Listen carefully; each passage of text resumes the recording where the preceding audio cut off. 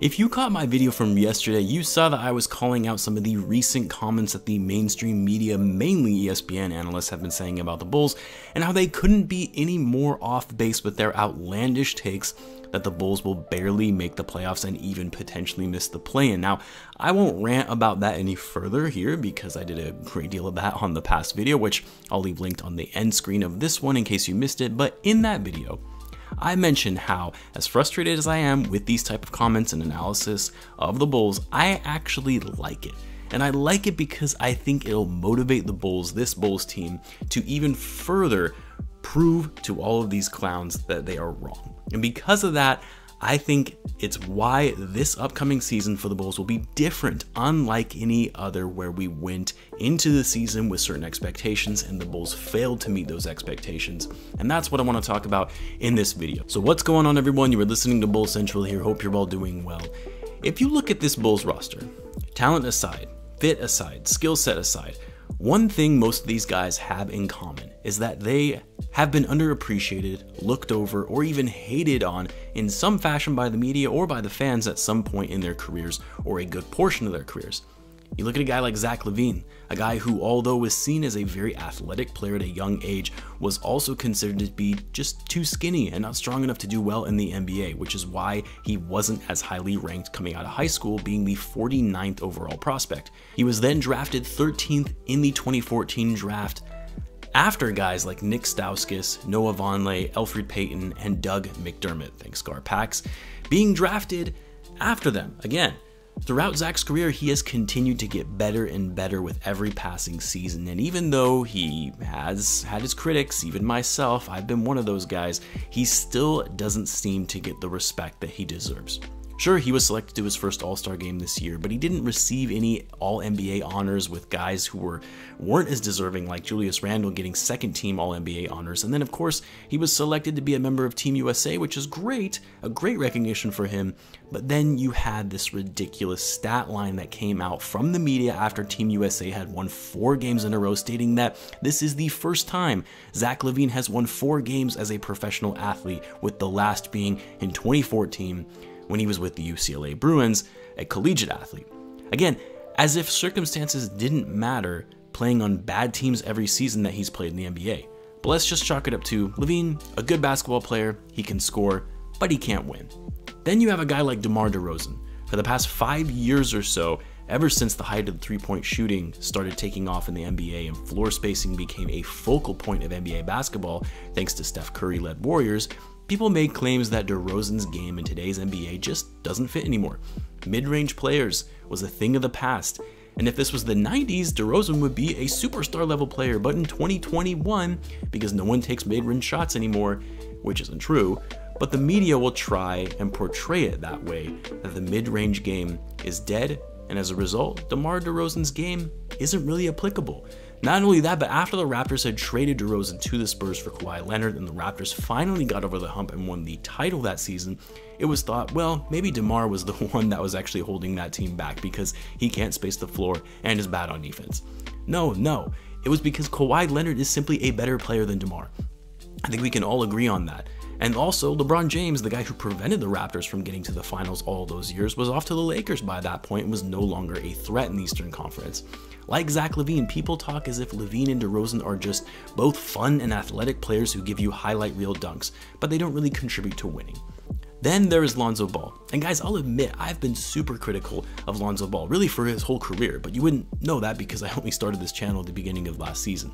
But even then, I've talked about how I don't think Lonzo is all as he's hyped up to be, so I'm one of those people in this instance.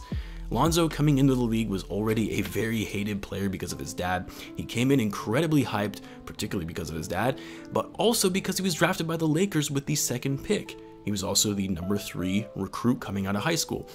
And if we're going to be honest, his career has been a little underwhelming for a guy who was hyped as much as he was coming into the league.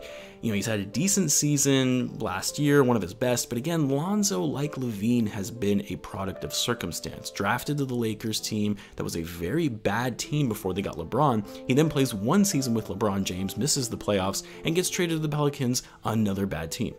Then the Pelicans get some talent when they drafted Zion Williamson. but they bring in a coach that doesn't know how to utilize Lonzo to his strengths and focuses on him being more of a 3-and-D player, which Lonzo can do, but we all know that's not what he's best at.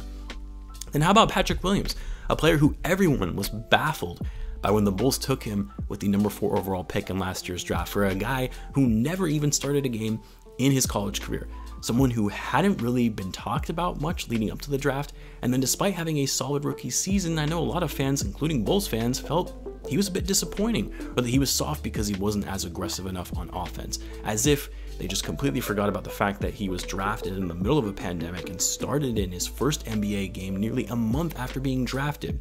No summer league, a shortened training camp, and a shortened preseason. Not only that, but he was the second youngest player in the NBA last year, having turned 19 just a couple of months before being drafted, and won't even turn 20 until later this month. I would even say a guy like Nikola Vučević, hasn't been getting the respect that he deserves. You have analysts calling him a subpar all-star, whatever the hell that means. Point is, he was still an all-star last season. You hear critics saying that although yes, he's a versatile big man who can post up but also space the floor, but at the same time, he's not a good defender. Oh, and also like Zach LaVine, he hasn't really won anything.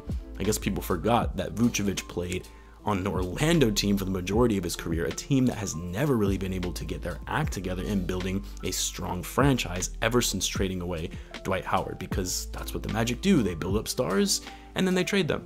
And don't forget about Ayo Dosunmu, a player that 37 teams, well, I guess I should say 37 selections anyway, passed on this kid when clearly he is more talented than a 38th pick. I mean, hell, I'll take it since the Bulls were able to get him with just a second-round pick, but it was disrespectful for a talent like Ayo to go that late in the NBA draft. He should have easily gone in the late first round max, if not somewhere in the 20s. And it's because most scouts look at him and say, well, an older college player, he's already 21, and although he was the lead point guard for one of the best teams in the nation last year, he didn't do so well in the NCAA tournament. And how about Coby White? I mean, really everybody anyway, has turned away from this guy, Bulls fans included. It's almost like he was quickly forgotten as soon as the season ended and the focus started shifting on the Bulls landing a point guard in free agency to upgrade at that spot. And then of course Coby injured his shoulder, and then even more doubts surfaced about how he'll be able to continue playing and whether he fits with this Bulls team long term. People griped on his defense all season, myself included, his poor shot selection, his inability to run an offense at the point. Coby White, aside from Felicio and Valentine, who are no longer on the team, thank God, is probably the most disrespected player on this roster. And I really mean in terms of Bulls fans, and their perception of him. Coby White does have a lot of flaws, don't get me wrong, but he's a former number 7 overall pick, averaged 15, 4, and 5 last year in just his second season in the league after playing a shortened rookie season once the league suspended the season due to the pandemic. He shoots 36% from 3, and again, he's only 21. It's not like Coby White is 28 or 29, and really this is his ceiling and he's not going to be getting any better after this. So you're probably wondering, what's the point of me saying all this about all these players? Well, the fact of the matter is, so many of these guys on this Bulls roster have been overlooked or critiqued to a point where the league says, we don't have to worry about these guys. They've got some talent, but won't be making any noise this season. All of these guys have massive chips on their shoulders to prove to all the doubters, to prove to all of the media analysts who probably don't even watch them, but just look at their box score and see how their team performs in the standings, to prove to everyone why they were all wrong about them and why they will be a force to reckon with this season, and why we'll happily come back towards the end of the season to show exactly how wrong all these doubters were. And that anger, that will be their drive and their motivation for this upcoming season, and my hope is that they carry it with them for the full 82 games leading into the postseason. I want to know what you guys think though. Do you think this upcoming season will be one in which these Bulls players will be on a mission to prove all of the haters wrong? Let me know in the comments. Also, don't forget that tomorrow is Hot Takes Wednesday, so be sure to include your hot takes in the comments below to be featured in tomorrow's video. As always, be sure to subscribe if you're a Bulls fan, as I do post daily Bulls content. Thanks again for tuning in, guys, and I will catch you in the next one.